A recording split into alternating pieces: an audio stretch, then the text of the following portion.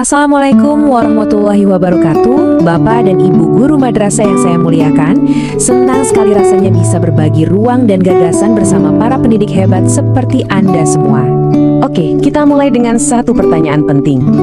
Selama ini mungkin kita sering banget ya fokus pada aturan, pada kontrol, pada disiplin. Tapi coba kita renungkan sejenak. Bagaimana jika kunci yang sesungguhnya untuk membuka potensi terbaik murid-murid kita itu bukanlah kontrol, melainkan koneksi. Nah, inilah pergeseran besar yang ingin kita capai bersama. Kita bergeser dari melihat murid seolah-olah seperti boneka yang harus kita atur dan kontrol menjadi sebuah proses membangun hubungan yang tulus dari hati ke hati. Ini bukan cuma ganti cara ngajar loh, tapi ganti cara kita memandang mereka. Baik, sekarang kita masuk ke fondasinya. Dan ini yang menarik, perubahan ini nggak dimulai dari murid, sama sekali bukan. Perubahan ini justru dimulai dari dalam diri kita sendiri sebagai pendidik. Semuanya berawal dari cara kita mencintai diri sendiri, supaya kita punya kekuatan untuk menguatkan murid-murid kita. Dulu kita seringkali terjebak di antara dua kutub yang gak sehat. Kalau gagal, kita mengasihani diri sendiri, alias self-pity. Kalau berhasil, malah jadi narsis dan butuh pujian terus. Nah, paradigma cinta ini menawarkan jalan tengah yang jauh lebih sehat, namanya self-compassion. Artinya, kemampuan untuk berbaik hati sama diri sendiri, mengakui kalau kita salah tanpa harus menghakimi diri, dan menghargai kelebihan kita tanpa jadi sombong. Seimbang. Selanjutnya, kita geser dari sikap reaktif ke proaktif. Apa bedanya? Gini, kalau reaktif, emosi kita itu kayak dikendalikan sama situasi di luar. Murid ribut, kita ikut emosi. Tapi kalau proaktif, kita sadar kita memang nggak bisa mengontrol semua kejadian, tapi kita punya 100% pilihan untuk mengontrol respons kita. Kuncinya adalah bertanggung jawab atas respons kita, bukan lagi menyalahkan keadaan. Oke, fondasi di dalam diri kita udah mulai kita benahi nih. Sekarang, gimana prakteknya ke murid? Kita akan pakai sebuah perumpamaan yang menurut saya sangat dalam maknanya. Beralih peran dari seorang tukang kayu menjadi seorang petani. Coba bayangkan ya, paradigma lama itu melihat guru seperti tukang kayu.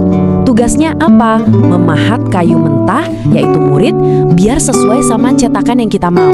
Pokoknya harus jadi kursi, harus jadi meja. Tapi paradigma cinta melihat kita sebagai petani. Setiap murid itu adalah benih yang unik. Ada benih mangga, benih rambutan, masing-masing punya potensi yang luar biasa. Tugas kita bukan memaksa, tapi merawat. Jadi jelas ya, tugas kita itu bukan memaksa benih mangga supaya jadi pohon durian. Gak akan bisa kan? Tugas kita adalah menciptakan tanah yang subur, ngasih pupuk, ngasih air, ngasih sinar matahari yang cukup. Biarkan setiap benih itu tumbuh maksimal, sesuai kodrat indah yang sudah Allah tanamkan di dalam dirinya. Dalam praktiknya sehari-hari, ini artinya kita menggeser fokus kita. Kalau dulu kita mungkin terlalu sibuk mencari-cari dan mengoreksi kesalahan murid, sekarang coba deh kita utamakan dulu koneksinya. Bangun dulu hubungannya. Kenapa? Karena kalau hubungan kita sudah kuat dan dilandasi rasa percaya, nasihat atau koreksi apapun akan jauh lebih mudah diterima. Karena murid tahu itu datang dari rasa sayang, bukan dari penghakiman. Nah, ini juga mengubah total cara kita memandang sebuah kesalahan. Paradigma lama itu andalannya hukuman, yang ujung-ujungnya cuma melahirkan rasa takut.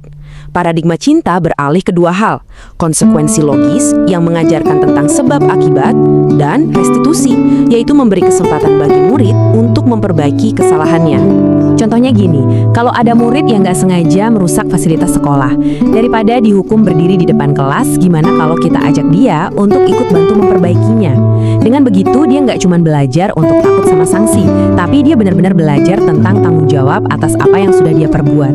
Itu pelajaran yang jauh lebih berharga. Nah, tujuan akhirnya itu ini Bapak Ibu. Kita itu nggak mau kan mencetak generasi penurut yang cuma taat kalau ada yang ngawasin? Tentu tidak. Yang kita cita-citakan adalah menumbuhkan individu-individu yang bertanggung jawab, yang memilih untuk melakukan hal yang benar karena kesadaran dari dalam hatinya, bahkan saat nggak ada satu orang pun yang melihat. Dan untuk bisa sampai ke sana, kita harus berhenti menghakimi. Yuk kita stop melabeli murid. Kamu ini malas sekali. Coba kita ganti dengan mengamati dan membuka dialog. Ibu perhatikan, kamu kelihatannya kesulitan ya untuk memulai tugas ini. Ada apa? Apa yang bisa ibu bantu? Mengamati itu membuka pintu, sementara menghakimi itu menutupnya rapat-rapat. Oke, kita masuk ke bagian terakhir. Kita akan lihat gimana paradigma cinta ini nggak cuma berlaku antara guru dan satu murid, tapi juga bisa membentuk sebuah komunitas kelas yang utuh, yang saling peduli dan penuh dengan empati. Mari kita sama-sama tegaskan satu hal yang sangat penting, dan ini tidak bisa ditawar lagi.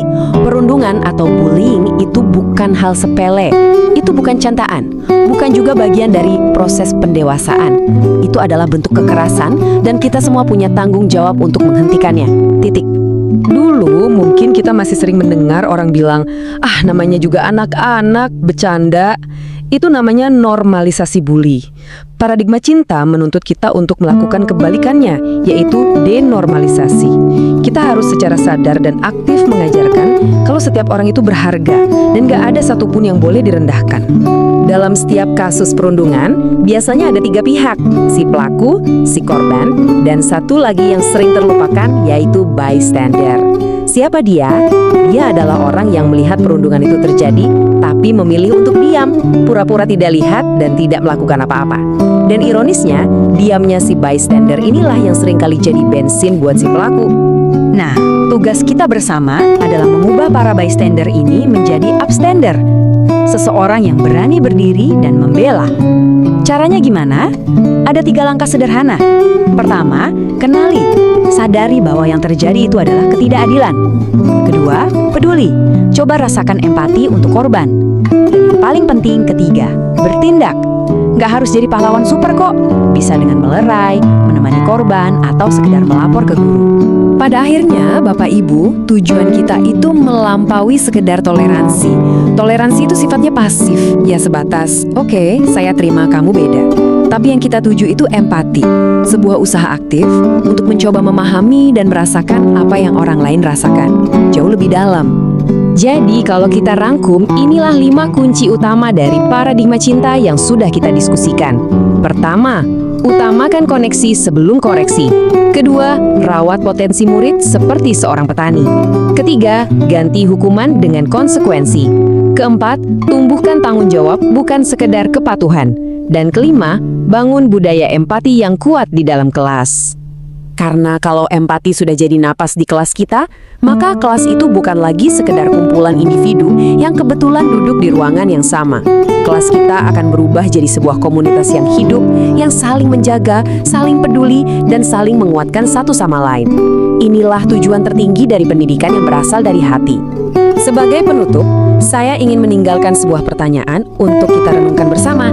Setelah semua ini, saat kita melangkah masuk ke kelas kita besok pagi, benih unggul apa sih yang akan kita pilih untuk kita sirami dan kita rawat dengan penuh cinta dalam diri setiap murid kita? Terima kasih banyak atas waktu dan perhatian Bapak dan Ibu guru semua. Semoga Allah senantiasa memberkahi dan meridhoi setiap langkah kita dalam mendidik generasi penerus bangsa. Wassalamualaikum warahmatullahi wabarakatuh.